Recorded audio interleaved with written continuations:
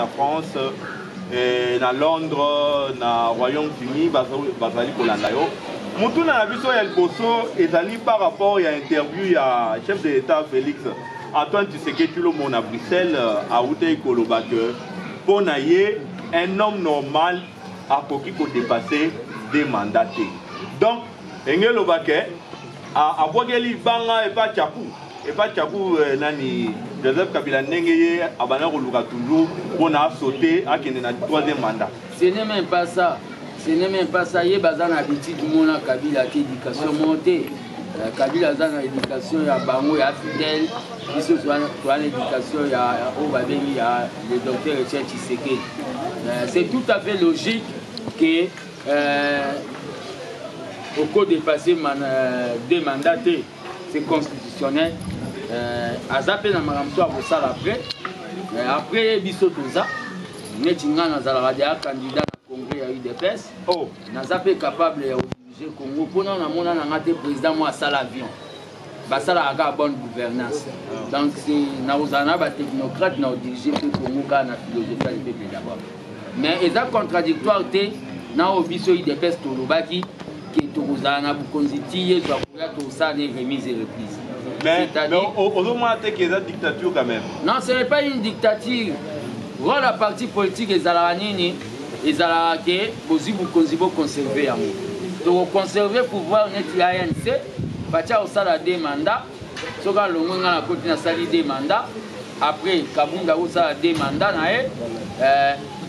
parlementaire de vous soit des mandats, il doit être au salaire des remises et reprises. Mais puisque nous sommes opposants, Net Martin Fayoulou Azali, Tozana France Diongo Azali, on peut recommander na Misika Fourmi, on peut chef d'État. Bino Boninga botika toujours na bo conseil. Ceux qui basent na peuple, ce peuple appelle si ba mais biso to ça l'effort que to ça la malamu ko le capo peuple appelle ça sur le conseil. Salama na ANC, Mandela zui, Kabombe zui, Zuma zui, Ramaphosa zui kaka ANC. Donc ça il y a sikati. Donc côté au président Lobaki discours na wana analyse nango côté on a d'accord té na mokonzi mboka eza l'air à lobby que ako sala ke Kabila za na kimia po yepe mukola ko akolongwa mokonzi ekosenga ke azala président pe wana naza nango d'accord té Kabila il va futa masumu neni sa sala mais quand même oyebi bien que vous en la coalition FCC4 dans la coalition, c'est tout à fait normal pour un chef de l'État à l'Obak à vous protéger Joseph Kabila parce que Azali partenaire les problèmes des langage diplomatique ça engage que le président de la République mais biso na kota la babiloko Kabila sala biso ko tumba ba na permanence ba rossi ba makambutu ba crime économique social Babiloko nyonso wana Kabila fa le kana justice. Mais ezaki Kabila te ezaki batu oyo babana kosana Kabila. Ezaki Kabila ye mote. Le problème est ça balobi que il n'y a jamais eu de mauvais troupes que de mauvais chefs. Okay. Donc Kabila ndenga zawana il va payer biloko na wana. Pe a okende CPI te ya okota makala. Problème est ali makamwana président de la République alobaki. Mais la constitution na biso balobi que un ancien chef de l'État et puis na loi oyo ba votaki na l'Assemblée nationale, il y a pour protéger un ancien chef de l'État. Il a dit que les Sénégalais va bâtir dans ma cale. Les Sénégalais va bâtir qui en sur mesure, les alliés de Banzambete, tous les alliés du commandement, au bâtou va changer en moté. Nous sommes bâtou sala ba manda kango. Vous comprenez? Loi wana o yazo kansage na kimambangu na la telamba sénateur à vie pour ba okanga te yeba ki to longolo militaire ba okanga yo.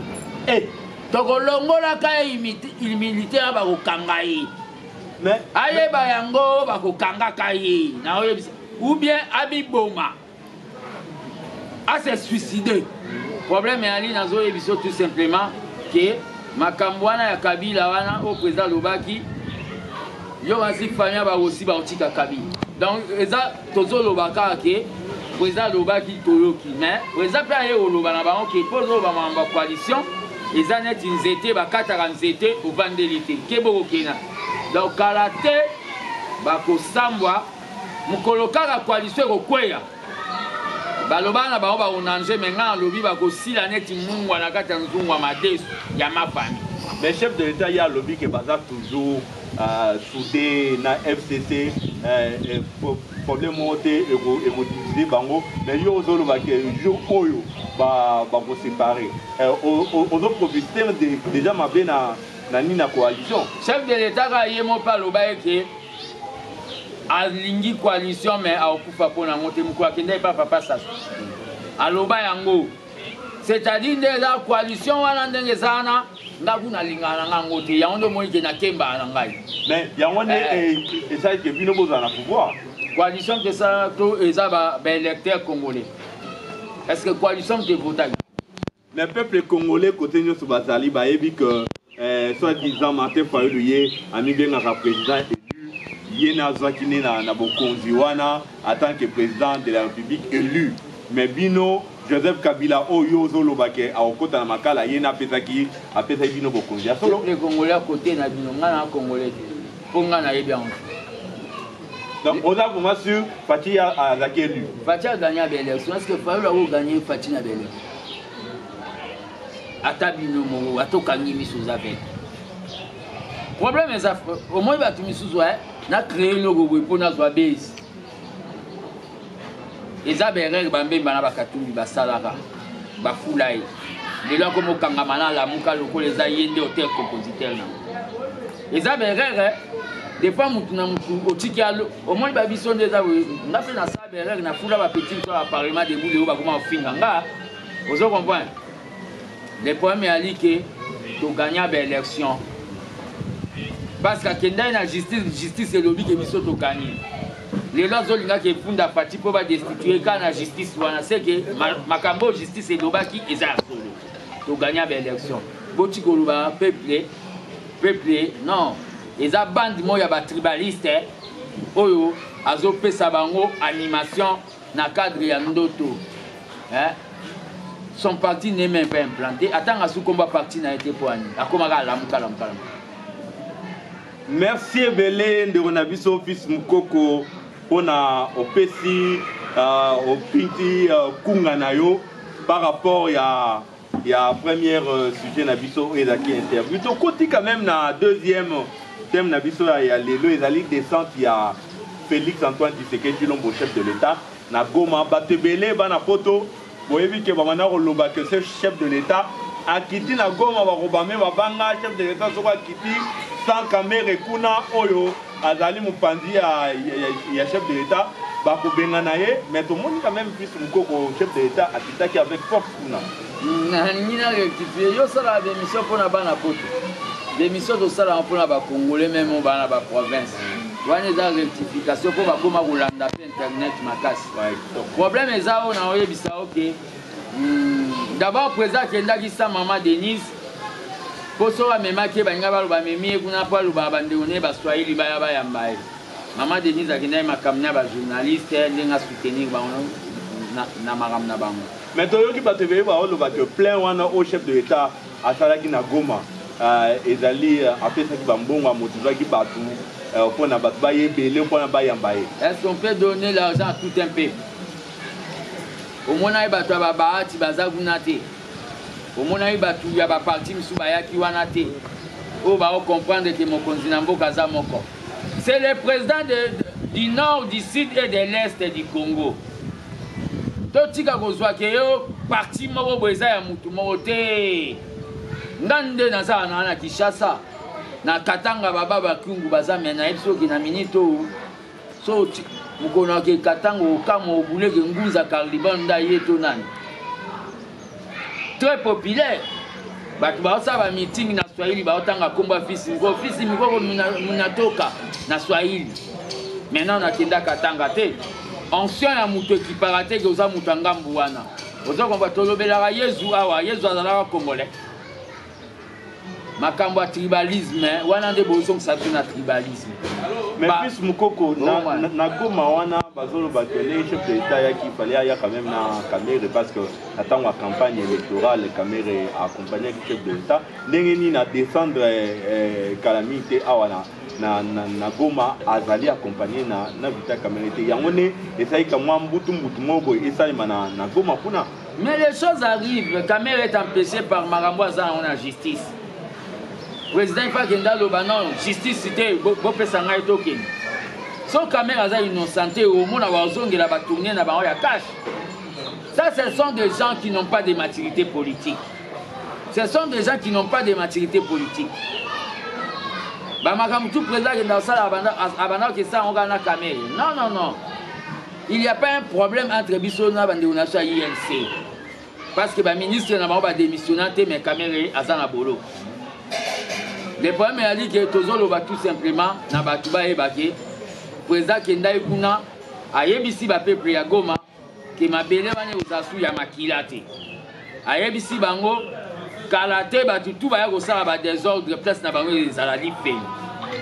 Pe alobi ke makamwa minyembwe ezandoto ya baba et minyembwe kotika kolongwa na Congo. Azo sa ba réunion na cadre soka zongi mbala moko makambo comme normal. Avant to kota makambo ya minemwe ya wezo sa pe tout beaucoup. Tika to souffle un peu on a to kota na rubrique na biso auto bengi Fachi Béton na rubrique oyo to la ta kamwa extrémité ya ba réalisation ya chef de l'État Félix Antoine Tshisekedi. Merci ebele ndenge Bolandi rubrique ya Fachi Béton tozongi susu awa nano na biso bis mukoko makambo ya minembwe ebendi mbutu na Congo mobimba na monde mobimba bazolo ba chef de l'État Félix Antoine Tshisekedi nombo ateki mboka eza bato ba ebi histoire te makambo ya minembwe eza muto babengi Azarias Rubewa ex rebelle ya ex ya bandaka ngo depuis 4 bomoni Rubewa wana ata ba ebisa comme ministre d'État chargé des relations avec Nzambe akoboya oh ya lingaka décentralisation na éviter soit la docteur na décentralisation abima on a Rwanda to wana Rubewa bayaki série Mouéja ala ministre de décentralisation en 2013 na gouvernement Matata. N'est pas quoi na fallu député, musique ou député. Baye na makambuke, il faut basa la 270 communes ya Sika. To surtout ikabwe akuna azui acha minembwe kaka minembwe. Pourquoi minembwe? Pourquoi kaka minembwe? Et selon mes informations, babi pour reconnaître espace mot commune, il fait à 5 mètres, 5 km carrés. Est-ce que minem bezana? Pourquoi kaka koya kosa les locaux na moment où loi ya kala ezaba biloko kabila tikara ba piège tellement ya yebi ke ba kizaka des nationalités doutées soya sa ga ba ngaba ba ki asali mpona bande konai atiki ke biso to simba touche na kara na yango ndenga tant que gardien du temple na esiko na lobibu kala te bozo so ba mama na ba marche citoyenne oyo tobo tatem na français eza Congo Gozalaka ande nzamba salango intégrité du territoire je suis miniem mais vous avez pouvoir il faut que ba marche oro que na procédure na éviter les boloba bozana pouvoir la marche c'est quoi c'est la voie d'expression non. La rue, c'est la plus grande institution. Dans le monde, dans le monde, la marche de soutien au président. Dans le monde, marche, c'est la voie d'expression. La marche, c'est la banda. Contre nani? Contre loi Matata. Matata, oyo. Matata, ozana. Matata, wana. D'abord, que ça installation et le commune, autochtone, babembe, bazati. Mais tout le monde ambassadeur wana ya États-Unis à Dalaki et ingelo ba que communauté internationale si on peut en crédit. Wana ba coopérant, ya coltan. Ya anda kenda vendre na site. Ba coopérant ya coltan. Yangonda kenda ki guerre ya est batuba il faut ba kiza guerre ba minéré. Au moins so coltan et comme nanda kuna mino. Au moins ba groupe armé comme atina nanda kuna mino. Les guerre pour ba sala ba android ba ordinateur. yango nde baotia pepe ya este mal à l'aise eza mawa mpona bato baobenga président de la république président alobi aza oyo babengi sacrifice vivant c'est-à-dire toza capable osala même contrat na satana po parti moko ya Congo elongwa te Roubert ozolota okokima mboko ndenge babugera na ba bizimankara bakima mboko fils mukoko mwana mboka makambo kaka minembwe ministre intérieur Jibin Kankonde basechangeanaki moke na Roubert Jibin Kankonde ye azoloba ke ezali na compétence na ye na ifode asala mosala wana koto oyo Roubert ye azoloba ke eza na compétence ye ozomona ke na gouvernement kana ya coalition na bino kamwa cohérence eza te gouvernement coalition wana d'abord ngalingaka na coalition te oketianga na kati na bango pana